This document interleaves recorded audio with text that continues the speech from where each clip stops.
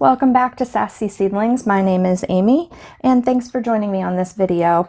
This is going to be just a quick update on winter sowing. I did a more extensive video back a couple years ago. I'll try to link it down below. Also, I have a blog post with step-by-step instructions and pictures at sassyseedlings.com, and I also have a winter seed sowing list of varieties I've tried and been successful with this process. So if you've never heard of it or you haven't started it, this is just a quick introduction. So basically I'm using a gallon water jug. You can use a soda bottle, any container that's somewhat clear that will allow sunlight in, and that you can easily put drainage holes in the bottom. So what I did was, you want to have proper drainage. Let me see if I can get a good shot of this. I used this soldering iron, and made several holes. These are only a couple bucks if you don't own one. They're just really easy to put holes in something quickly that are plastic. So you want to make several holes all over the bottom so that you do have proper drainage.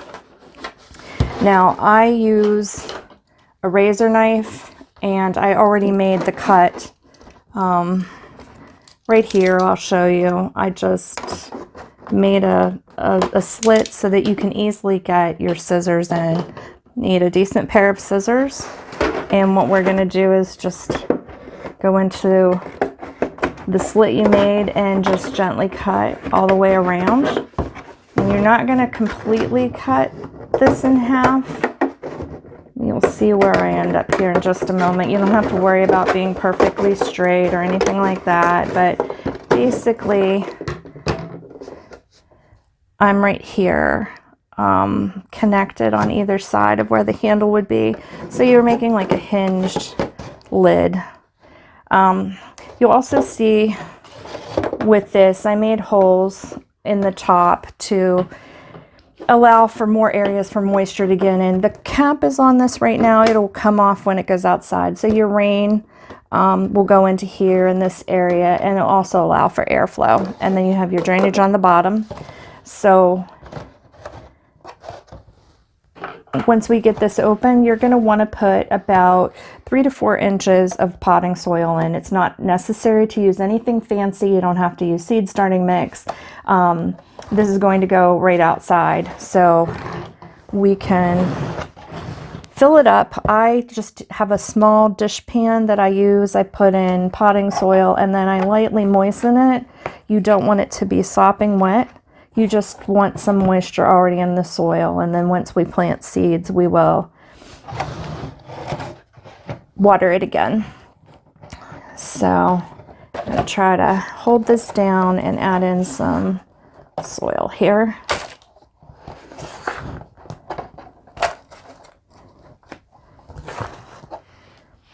Three to 4 inches is good. If you want to add a little bit more, that's fine. It's not necessary to add much more than that. This process is just to get things going. And as you can see, I went ahead and got this filled up. Now I'm going to be planting jet black hollyhocks. On the back, you'll see it says frost hardy, yes. So anything that's frost hardy, and some other keywords, hardy annual, perennial, sow in late winter, early spring, whatever. There's many different terms. I cover that in my blog post, but this is something that will give you an immediate yes, it's okay to use this for winter sowing. So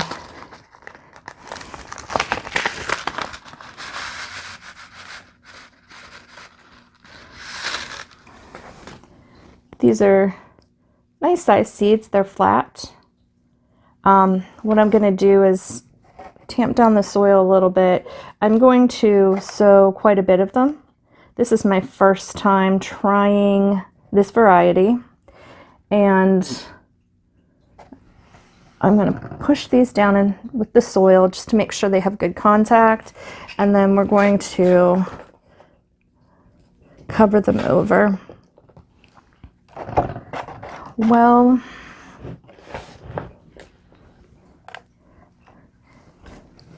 just spread that around lightly. We're going to water them in. And I would recommend using a sprayer like this, or if you have a water bottle, just because you're watering, but it's gentle. You don't want to displace your seeds or flood them out, but I'm going to water them in good. And I always make a label of what I'm planting to put inside of here. I'm also going to mark the outside of the jug, but depending on how intense the sun gets or how much weather, things can often get wiped off or fade away and you don't know what you have in there. So that way when you open them up, you can also remember what you planted. So you're going to want to close your jug, and to hold it together you want to tape it. Now if you have duct tape, that's fine. I don't recommend using super expensive duct tape or packing tape. Just use inexpensive packing tape that you could probably pick up at the dollar store. You're not worried about packing tape to ship something like your belongings or a package to somebody. This is just to close the top to the bottom to hold them together.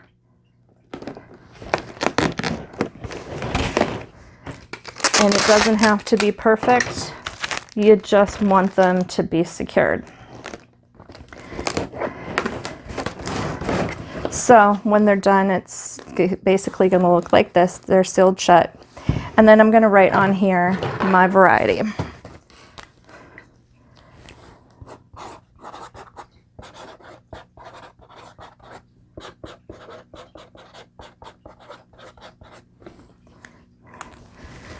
With a permanent marker. So that way out in the yard I can look at this and say, oh, that's what's in that container. And like I said, if this wears off, you're going to have the label inside. You're going to know what you're growing. So this is it in a nutshell. This is how you do winter sowing. Just a quick recap. Winter sowing is still letting Mother Nature do most of the work. You're just providing a vessel that'll let the sunlight in, let the moisture in, but give them protection from super high wind, well, not maybe super high winds, but wind and basically animals that keeps them out of this. It gives it a protective environment, works like a mini greenhouse. So once the seedlings sprout and they're doing well, it'll be about the time that things are really warming up. At that point, it's okay to take off this tape and let the top open during the day for plenty of air circulation. If it's still a time where it's really nice during the day, but it's still getting too cold at night, you could then close it back up. But you set this outside in an area where it will receive moisture and sunlight. If you have torrential storms or it's raining for several days, crazy high winds, you'll want to move these to an area where they're protected. That's another reason this is very convenient. You have a handle and you can move them. They're going to be lightweight, even when they're more watered than this. But when you look in there, you'll be able to tell if there's moisture.